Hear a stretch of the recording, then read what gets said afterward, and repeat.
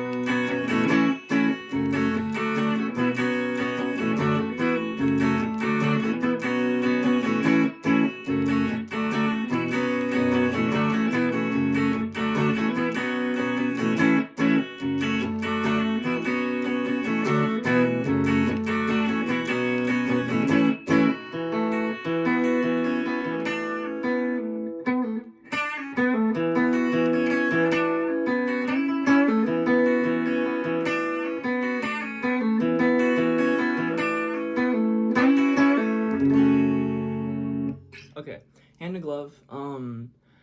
I was watching a few 85 concerts, listening to the 85 tour, cause I saw Johnny playing a Les Paul Custom, and I was like, hey, I got one of those. Let me bust it out real quick. I had to have a good reason, to record a video, of course, with the guitar that is, cause I've been playing the other guitar a lot that I got, and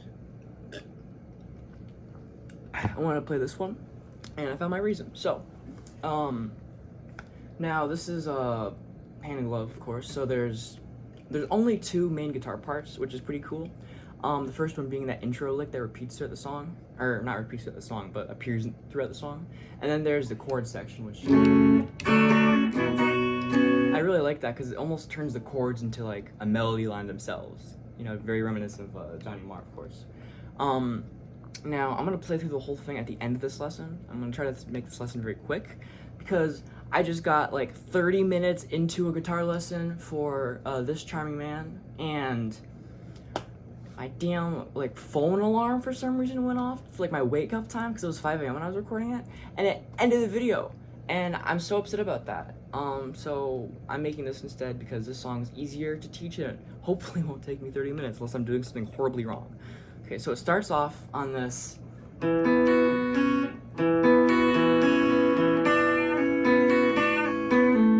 That's part one. Part two is, and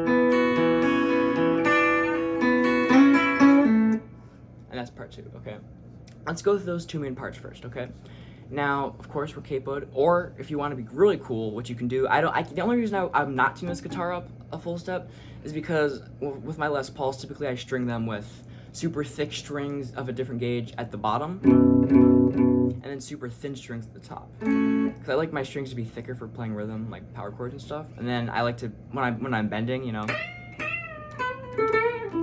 I like my strings thinner because it's easier to bend, right? Yeah. So hand in glove, right? So we start with our middle finger, right? We're gonna flip everyone who's in front of us right now off, okay? And we're gonna put our middle finger on, all relative to the capo, of course. We're gonna put our middle finger on the second fret of the G string, right? And the hard part is the picking part, okay? The fingering on your left hand, the fretting isn't that hard, but the picking is tricky to get it down, all right? And yeah, so it goes.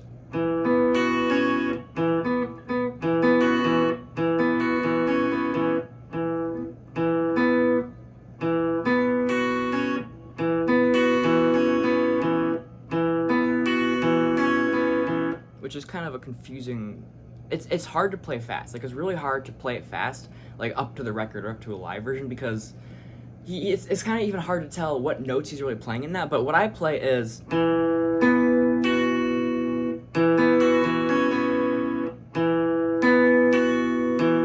See how I go back to that D string? So I'm playing D, G, B, D, or I'm sorry, D, G, E, G, or that's not true. Fuck. Oh my god, I'm so bad. Wow.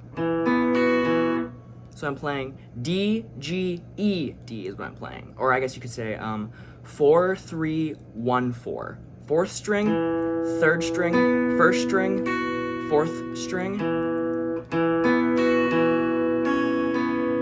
And then I'm going 2, 3, 4.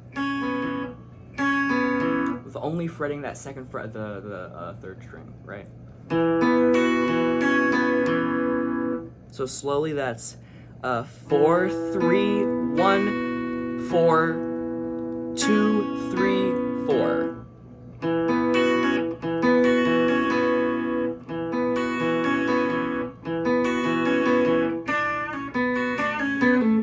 Right? That part is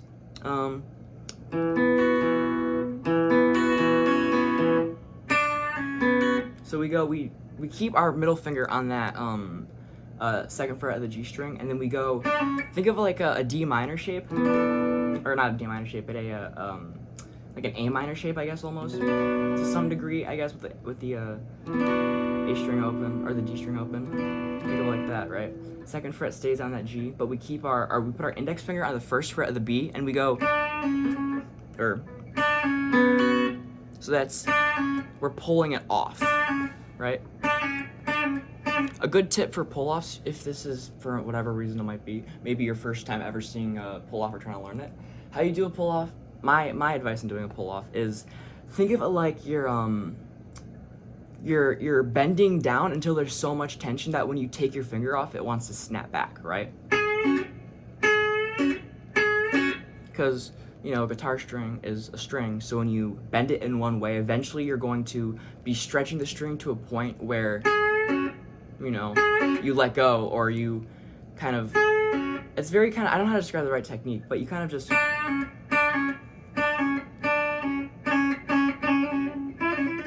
you're pretty much like pulling down on it and letting it go almost. So it's,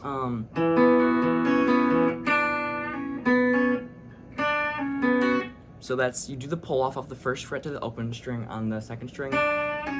Then you go second fret G to open E, and then pull off on first to open on the second string, then second to open on the third string, right? So it's,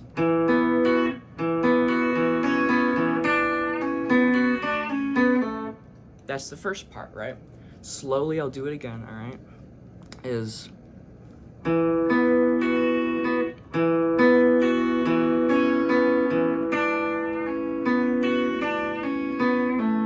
and then the second part starts the same way.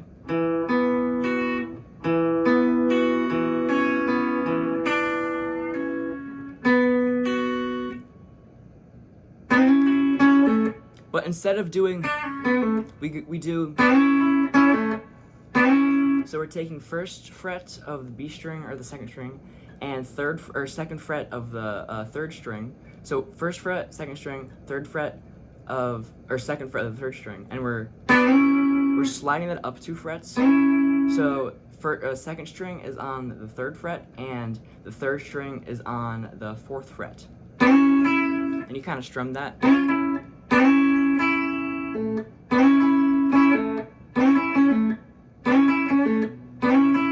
then you strum down and then up while you're on the chord, and then down again, and on that second time you're strumming the chord downward, you do a pull off of the whole chord. So altogether it's, I'll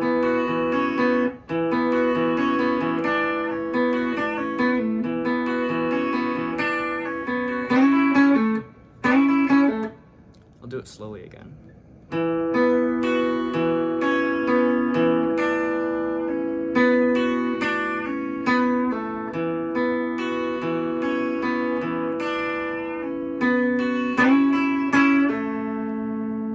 Okay, now that part comes in a few different times in the song. I'll explain how many times you do it each time. So when it starts off, whether it's, you know, on Smith's debut, right, or on the live versions, I'm pretty sure he does it 3 times. I know on the debut album he does it 3 times because he does it twice, just the guitar, and then the last time, the third time, he plays the harmonica too. And I can play it on harmonica. I want to post a lesson for that too, but hey, different day, all right? Maybe later, I don't know. But now that we have this part,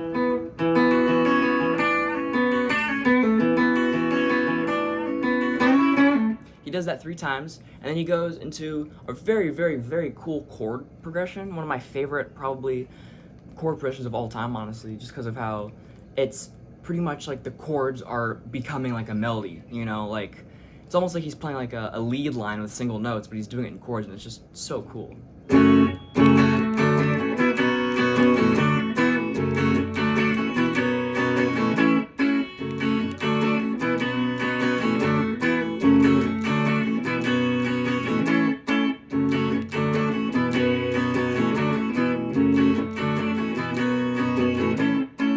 I'll teach that now.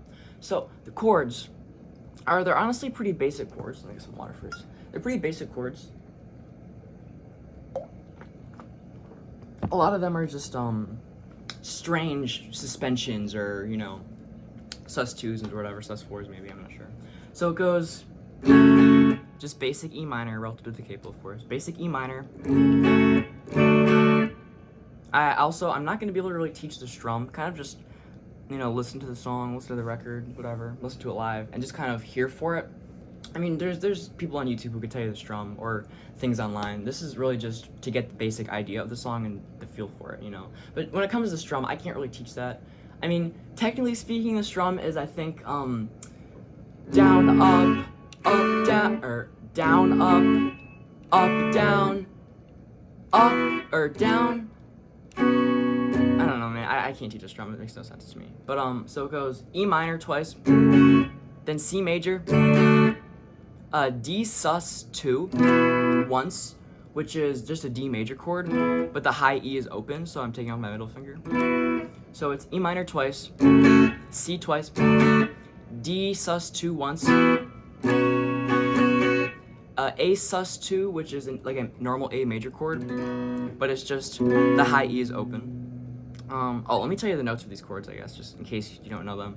E minor is 2nd fret A string, or 2nd fret 5th string, and 2nd fret 4th string. C major is, and everything else is open for the E minor. C major is 3rd fret 5th string, 2nd fret 4th string, open 3rd string, 2nd string 1st fret, and open 1st string.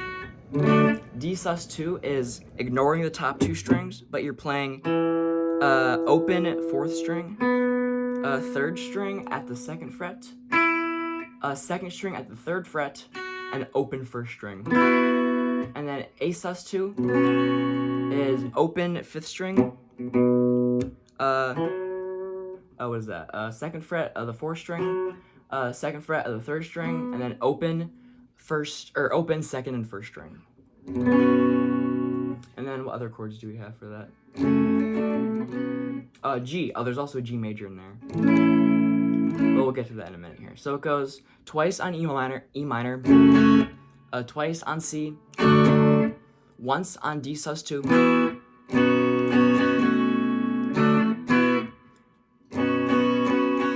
I think that's 5 times in the A sus2. Let me count.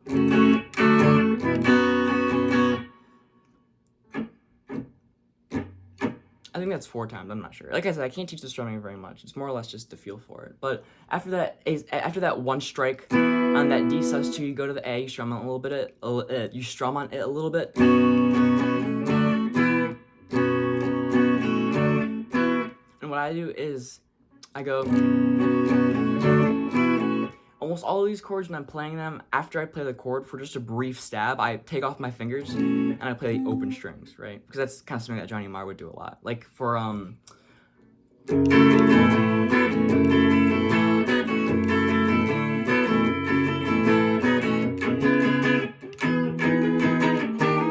know, what's that? You've got everything now, you know. So that's a very Johnny Marr thing to do.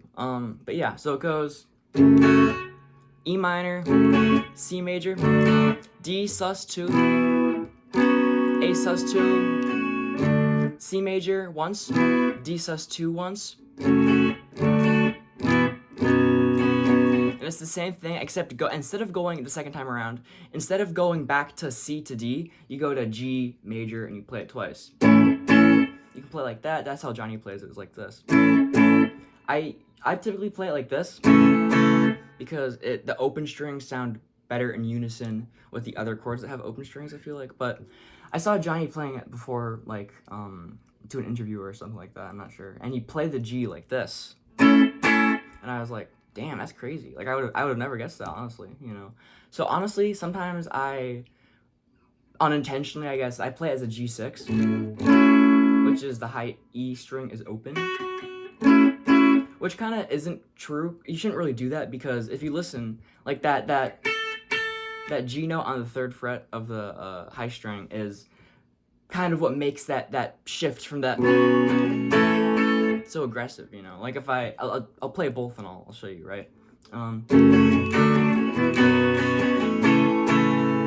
Versus, or I guess I'll do it the right way with this chord.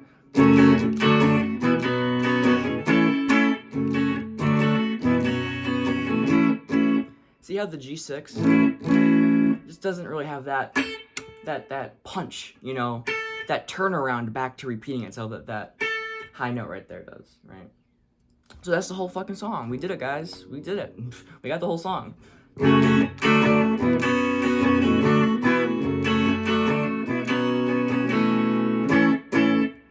And then, so it goes, the layout is this part.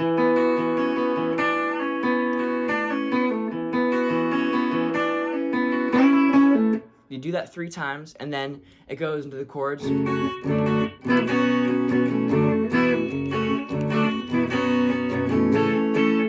And I'm not sure how many times he does that, honestly. I don't know.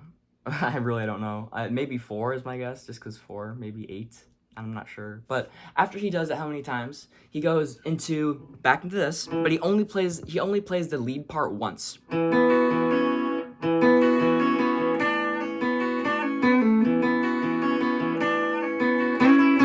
And then he goes back right into the chords.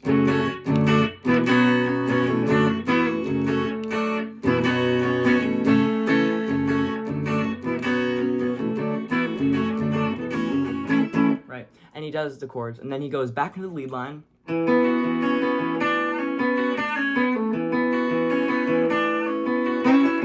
Does it once, does the chords again, and then after he does that last verse with the chords, he plays that part all the way throughout the end of the song, right? What a long video for like a 2.5-minute song, guys. Oh my god. Right?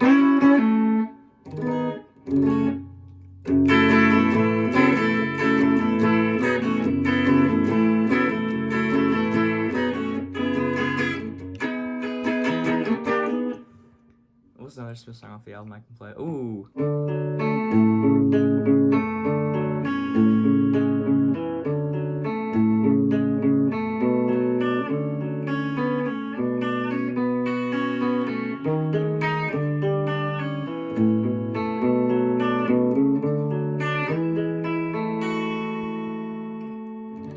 If there's any other Smith songs you guys want me to teach or post or whatever, just let me know. I'm down for whatever, I don't really care. I can play most of them too. There's some I haven't learned just because I don't really like them that much, but thanks for watching. If you watched this far into the video, I want you to comment, I want you to comment your favorite color. I want you to comment your favorite color, okay? And that's how I'll know if my videos are engaging or not. And I really can't tell if they are, so I apologize if the video sucked, but I really hope that you got something from this video. Alright, I had to play my Les Paul Custom because Johnny played his on the 85 tour and it gave me inspiration, so there you go. Hope this video helped. Thanks for watching. Have a good day.